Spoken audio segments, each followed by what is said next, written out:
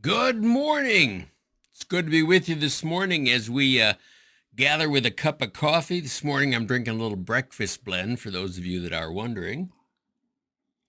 And this morning we want to talk about term limits. You know, every time we have a transition in our government, we get all kinds of new people in. We get new staff members, new appointees on committees and ambassadors and all kinds of stuff. Yeah, but they're all kind of term limited. Not kind of, they actually are. There's only so long they can serve, and someone else has to come in and take their place. And so every 4 years in the United States, there's this great upheaval that sometimes happens. Sometimes it takes 8 years for the upheaval to happen and for the change in leadership to take place. But we have a king who has no term limits.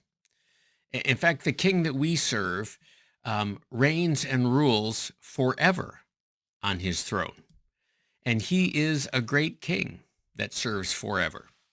In fact, Psalm 9 says to us, "But the Lord sits enthroned forever. He has established his throne for justice. He judges the world with righteousness. He judges the people with uprightness. The Lord is a stronghold for the oppressed, a stronghold in times of trouble.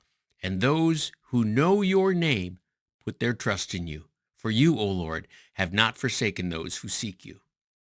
I don't know where you sit on what side of the political aisle, and it doesn't really matter. But I need you to know that no matter where you are, we don't need to worry about what's going on. We don't need to worry about the change of government because we are under a kingdom and under a king that does not change. Praise God. God is the same yesterday, today, and forever. And yes, some may say, but where is he? Why isn't he helping? Why doesn't he do more? We have no idea everything he's doing behind the scenes. The things that he accomplishes in keeping with his good and gracious will, and what he is doing to teach us and lead us and equip us, strengthen us, disciple us, both individually and as a nation, as a world, as a church. So the first bit of news today is relax, have a cup of coffee, sit back and know that our King is enthroned forever. And he works in ways that we don't begin to understand. And sometimes, and this is the other point I want to talk to you a little bit about this morning, he works through circumstances that we end up often calling a coincidence.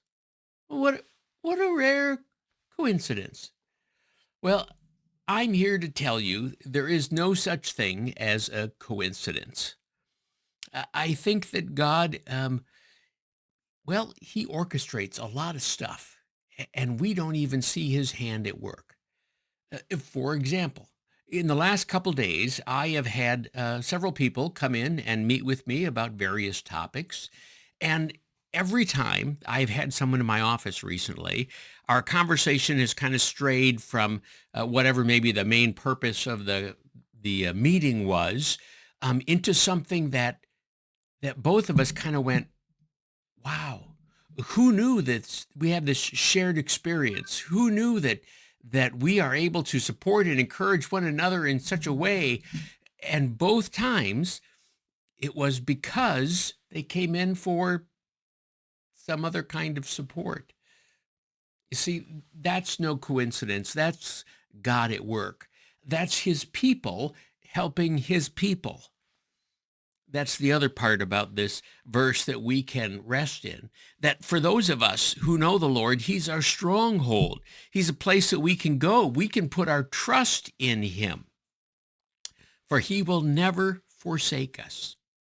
So I don't know what coincidences lie ahead of you today. Maybe it's a coincidence that just when you needed a boost, the radio plays a song that seems to speak just to your need. Or perhaps you've had a question that you've just been struggling with, and all of a sudden today in your devotion, the verse seems to be written to answer exactly that question that's in your mind. Coincidence? Yeah, I don't think so. Oh, and speaking of opportunities, tonight, if you are in Arlingtonite or in the area, we'd love to have you come and listen to Sarah Parrish. She is our missionary to Costa Rica, and she is going to be here tonight sharing about her adventures in Costa Rica in the first year and what she's looking forward to in the year to come. So I hope you can join us at 7 o'clock tonight at Peace Lutheran in Arlington to hear Sarah and hear her report to the congregation. Until then, let's read again Psalm 9, 7 through 10. You can read it with me, especially if you're out in public somewhere. Maybe you're watching this walking through the Sam's Club on your phone. Perfect time. Stop, pull over to the side, and let's read this together. But the Lord sits enthroned forever.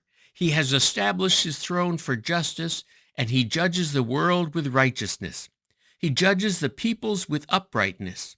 The Lord is a stronghold for the oppressed, a stronghold in times of trouble. And those who know your name put their trust in you. For you, O Lord, have not forsaken those who seek you. Psalm 9, 7 through 10. Well, there you have it. I hope that you have a blessed day today. Until we turn this on again, thanks for joining us.